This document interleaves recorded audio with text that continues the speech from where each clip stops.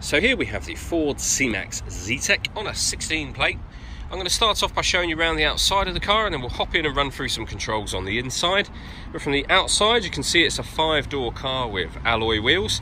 Let's start off inside the boot and then work our way around the rest of the car from there. So as we approach the boot, you can see we have reversing sensors, plenty of boot space as well, along with those 3 individually folding rear seats, should you wish to get more space from your boot.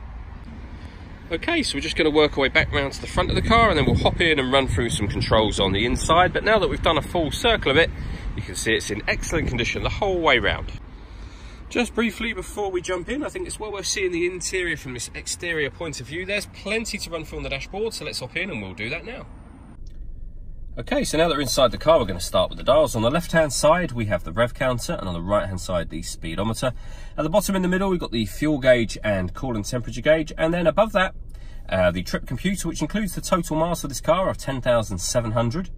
You can work your way through that screen for various different bits of fuel economy information, or you can have a digital readout for the speedometer, which you see being displayed just there. To go through those bits of information, you use these buttons on the left-hand side of the steering wheel. And on the right-hand side, we have stereo controls. That button in the middle is the voice activation for the phone. So you can hit that button, ask it to dial anyone in your contacts list, and it will do that for you without you having to take your phone from your bag or pocket. That is, of course, once you pair the phone up. And that is done using the buttons here and the screen directly above that. So firstly, with regards to the radio, you can see this car's got FM. It's also got DAB. And AM as well. So plenty of ways, first of all, to listen to the radio in this car. If you want to listen to your own music, you can do. You can do that via the USB input, the Bluetooth audio.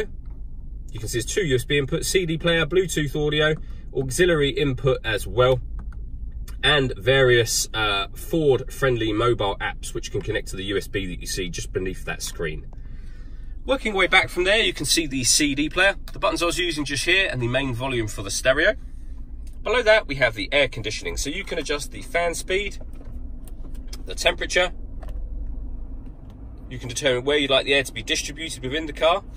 That button turns the air conditioning off or back on again. We've also got proper heated rear and front screens as well, just there.